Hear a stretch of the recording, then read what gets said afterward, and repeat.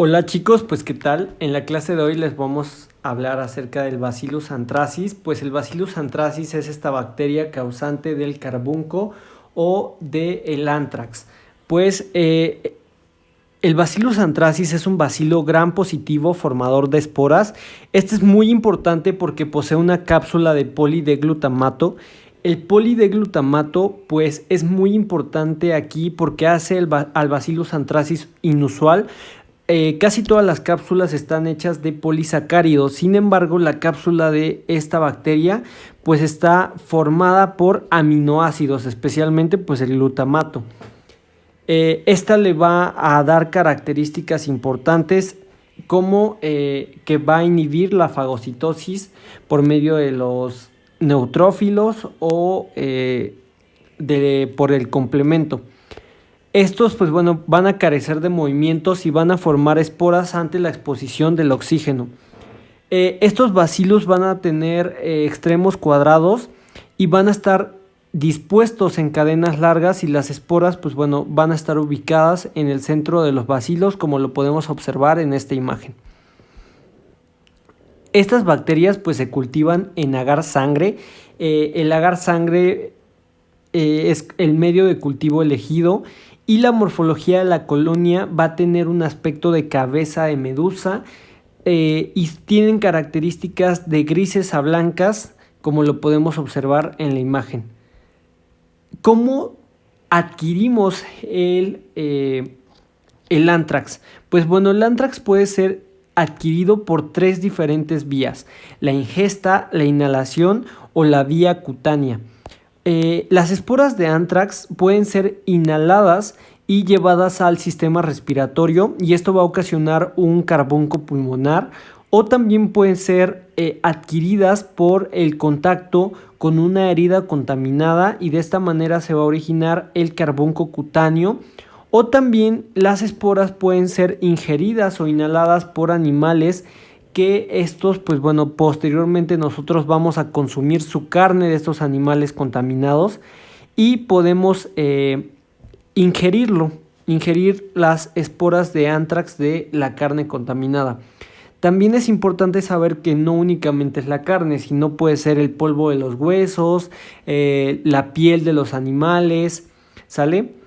Y podemos inhalarlo o ingestar estas esporas de anthrax. Y esto nos va a verse representado por diferentes manifestaciones en la forma en que lo adquirimos. En la epidemiología, pues el anthrax es una patología a nivel global. Sin embargo, es más común en Medio Oriente, en África y en América Latina, especialmente en Perú y en las Guyanas. Y pues esto porque debido a que estos países tienen poco control veterinario y sanitario. En los factores de riesgo, pues los factores de riesgo más importantes son factores de riesgo ocupacionales. Cualquier trabajo que tenga contacto con animales, ya sean muertos o vivos, por lo general que sean animales vegetarianos, porque estos pueden estar contagiados por el Bacillus anthracis. O también ocupaciones donde se tenga contacto directo con la tierra, por ejemplo jardineros o algún trabajador de colectas o algo así, ¿sale? Y esto es importante preguntarlo en la historia clínica. Ahora, ¿cuál va a ser la patogenia? Como ya lo mencionamos, va a haber tres diferentes métodos o formas de ingreso de la bacteria, que es por vía cutánea, por vía intestinal o por vía pulmonar. Una vez que es ingresado al cuerpo, los macrófagos van a fagocitar las esporas. Estas esporas dentro del macrófago van a expresar sus factores de virulencia y también van a multiplicarse, o sea, a replicarse. Esto va a producir que sean liberadas del macrófago, y con ello se provoque la lisis del macrófago. Y esto va a generar, pues bueno, que se liberen citocinas inflamatorias como el factor de necrosis tumoral alfa y la interleucina 1. Estas bacterias pueden irse hacia los nódulos linfáticos regionales y posteriormente a generar o irse hacia los vasos sanguíneos sistémicos y generar una septicemia y una toxemia, que esto puede diseminarse a órganos importantes como el sistema nervioso central o el pulmón, y esto pues es grave, son condiciones graves que pueden comprometer la vida. Esta bacteria pues bueno va a producir unas exotoxinas. Estas son el factor protector, el factor letal y el factor edema. El factor protector es una proteína que está compuesta por dos unidades. Una es el factor protector 63, que es la que podemos observar en morado, y otra es el factor protector 20, que es la que podemos observar en verde. Estas pues bueno van a estar unidas, pero cuando se unen a una proteasa del tipo furina, estas son pues partidas y únicamente queda como porción viable el factor protector 63, que este va a polimerizarse y va a ocasionar un canal alrededor de la membrana. Este canal va a permitir la entrada de las otras exotoxinas como el factor letal y el factor edema, ¿sale?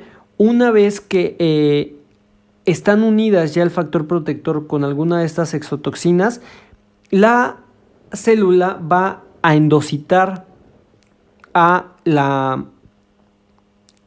las exotoxinas, y el factor edema pues es una exotoxina importante, porque cuando esta forma el complejo con el factor protector, pues como ya les mencioné, es endocitada, y una vez que está dentro de la célula es liberada, y esta es una adenilciclasa que favorece el incremento celular de AMP cíclico, producto que va a alterar la homeostasis de la célula y va a formar un edema duro extracelular. También es importante porque inhibe los neutrófilos y provoca la lisis de los macrófagos. O sea, va a inhibir, pues al matar a estas células, la fagocitosis de pues las bacterias. Y el factor letal es otra exotoxina, que esta es una sin-metaloproteasa capaz de inactivar a la proteína sinasa activada por mitógeno, y esta ocasiona también la liberación de citocinas proinflamatorias desde los macrófagos, y estas citocinas pues bueno son el factor de necrosis tumoral alfa y la interleucina 1, que pues esto va a conducir a un proceso inflamatorio. El conjunto de todos estos factores provoca pues daño tisular que puede progresar hasta un estado de choque. Aquí en esta imagen podemos observar otra vez en morado al factor protector, cómo se está uniendo a un receptor, es cortado por una furina, y después el factor protector es polimerizado y forma un canal a través de la membrana para permitir el paso de las otras exotoxinas, que es el factor letal y el factor edema. Pregunta de examen. En la clínica pues va a depender del método de cómo hayamos contraído el bacilo. Y de esta manera tenemos tres formas de expresión clínica: la cutánea, la pulmonar y la gastrointestinal. La cutánea pues va a tener un periodo de incubación de 1 a 12 días. En este caso las endoesporas de Bacillus anthracis van a penetrar a la piel por raspaduras o por un traumatismo, y de la misma manera pues estas van a secretar exotoxinas responsables del daño vascular, edema cutáneo y necrosis hemorrágica. Esto sucede en el 95% de los casos, o sea, el 95% de los casos son cutáneos, y las manifestaciones clínicas es que en la fase inicial se va a desarrollar una papula pruriginosa indolora en el sitio de la inoculación. Esta está rodeada por un anillo eritematoso y pequeñas vesículas, como las que podemos observar al inicio de esta imagen. Posteriormente las pequeñas vesículas van a fusionarse y van a generar una vesícula grande.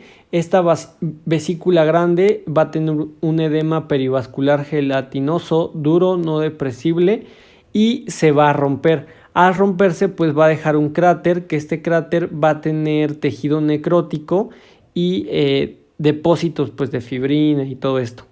Y entonces se va a formar una escara indurada poco profunda de color marrón o negro, y pues es la que podemos observar al final de la imagen. Vamos a tener síntomas asociados. Estos síntomas asociados pues pueden ser edema localizado, asociado, linfadenopatía satélite regional, una febrícula, cefalea, malestar general. Las lesiones por lo general se resuelven solas. En el 80% de los casos, pues en 1 a 3 semanas se va a resolver. Sin embargo, pueden llegar a haber complicaciones en el 20% de los casos, que esta puede ser septicemia, infección generalizada, meningitis y muerte. En caso de que una persona tenga la ingesta por vía oral de esporas del Bacillus anthracis, pues esta va a tener un periodo de incubación de 1 a 6 días. Se produce por ingerir carne contaminada y puede haber 2 tipos de manifestaciones, que es la faringia o la intestinal, dependiendo de dónde se inocule pues la bacteria. En la faringia pues va a producir odinofagia, o sea, dolor al deglutir, disfagia, dificultad para deglutir, esto debido a la presencia de edema faríngeo. También va a haber fiebre, linfadenitis y puede ocasionarse úlcera faríngea. En caso de que se inocule en el intestino, pues va a provocar náuseas, vómitos, anorexia, fiebre, dolor abdominal agudo, diarrea moderada, que puede complicarse hasta una peritonitis con ascitis, una enteritis hemorrágica con edema de la pared intestinal y ulceraciones en la mucosa gástrica e intestinal. Si se puede dar cuenta, ya sea cutáneo o sea gastrointestinal, siempre va a provocar pues edema y úlcera. Ahora, en caso de que sea inhalado, pues este va a tener un periodo de incubación de 1 a 7 días. Sin embargo, las manifestaciones clínicas pueden presentarse alrededor de 6 semanas. Esto les digo, el ingreso es por la inhalación de las esporas, que estas van a penetrar a los alvéolos pulmonares generando una toxinfección que los va a afectar. Pues bueno, se caracteriza por 2 fases. Una de ellas es la fase prodómica, que es similar a un cuadro gripal. En esta pues vamos a tener un cuadro insidioso muy parecido a una gripa, donde va a haber febrícula, cefalea, astenia, malestar general, mialgias, adinamia, tos no productiva, una fiebre de 38 grados. Realmente es muy difícil que pues, pensemos con esos signos y síntomas pues en un carbunco. Realmente pensaríamos, no sé, en coronavirus, en gripa, en influenza, pero porque son muy característicos de cualquier infección pulmonar. Pero las cosas se agravan en la fase de toxicidad aguda bacteriémica, porque hay dificultad para respirar, hay disnea, cianosis, sudoración profusa, signos de alteración del estado general, inflamación cutánea y mediastínica, compresión traqueal extrínseca que produce estridores, una fiebre un poco más alta de casi 39 grados, signos de condensación pulmonar o derrame pleural, y que bueno, ya pueden comprometer la vida del paciente. Ahora, como ya habíamos hablado, en algunas ocasiones, por lo general, siempre en un carbunco pulmonar pues, se puede propagar hacia otros sitios, pero pues también puede ocasionarse por carbunco cutáneo. Sin embargo, esto solo pasa en el 5% de los pacientes con carbunco cutáneo. Esta complicación se ocasiona porque al haber una septicemia, las bacterias se instalan en el sistema nervioso central y por ello ocasiona una meningoencefalitis con bacteriemia y toxemia, que esta va a provocar una cefalea intensa, vómitos en proyectil, una fiebre intensa y progresiva, rigidez cervical, y puede evolucionar hasta generar convulsiones, cianosis y un líquido cefalorraquídeo hemorrágico, así como signos de toxemia. Ahora, el diagnóstico pues debe ser totalmente clínico. En él debemos de investigar los factores de riesgo, así como las manifestaciones clínicas pues adyacentes.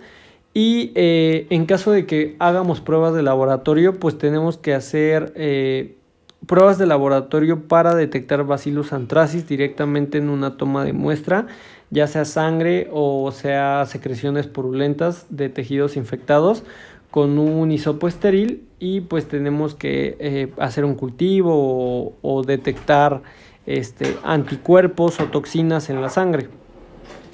El tratamiento pues va a ser con ciprofloxacino de 250 miligramos vía oral cada 12 horas, o doxiciclina 200 miligramos vía oral como dosis inicial, y después de 50 a 100 miligramos cada 12 horas, esto para el carbunco cutáneo. Y en el carbunco pulmonar pues se va a tratar con raxibacumab con antibióticos, ¿sale? Anteriormente se utilizaba la penicilina, sin embargo, pues es un poco más global este tratamiento y de mayor funcionalidad. Es importante hacer un tratamiento adecuado debido a que pues la mortalidad es importante dependiendo de las manifestaciones clínicas. Por ejemplo, en el carbunco cutáneo, pues en caso de que no se trate, la mortalidad va del 10 al 20%, y en caso de que se trate, pues es del menos del 1%. En el carbunco pulmonar, si no se trata, pues es prácticamente muerte segura, y con un tratamiento las posibilidades de muerte pues son del 45 al 92%. En un carbunco gastrointestinal, pues la posibilidad de muerte sin tratar es del 40%. Y algo muy triste es en el carbunco cuando ya afectó al sistema nervioso central. Ahí por lo general, aún con tratamiento adecuado, pues la muerte es evidente, se da en el 95% de los pacientes. Y hay vacunas contra el anthrax, sin embargo estas no son aplicadas a la población en general. Estas son colocadas a personas que estén en factores de riesgo, por ejemplo militares, veterinarios, trabajadores textiles o laboratoristas. Y esta es una vacuna antígeno protector libre de células, se aplica con 5 inyecciones y un refuerzo anual. ¿Sale? Y pues esto sería todo. Espero y les haya gustado, les haya quedado claro. Y si tienen alguna duda, pues pueden mandarme mensaje, ¿vale? Que tengan buen día.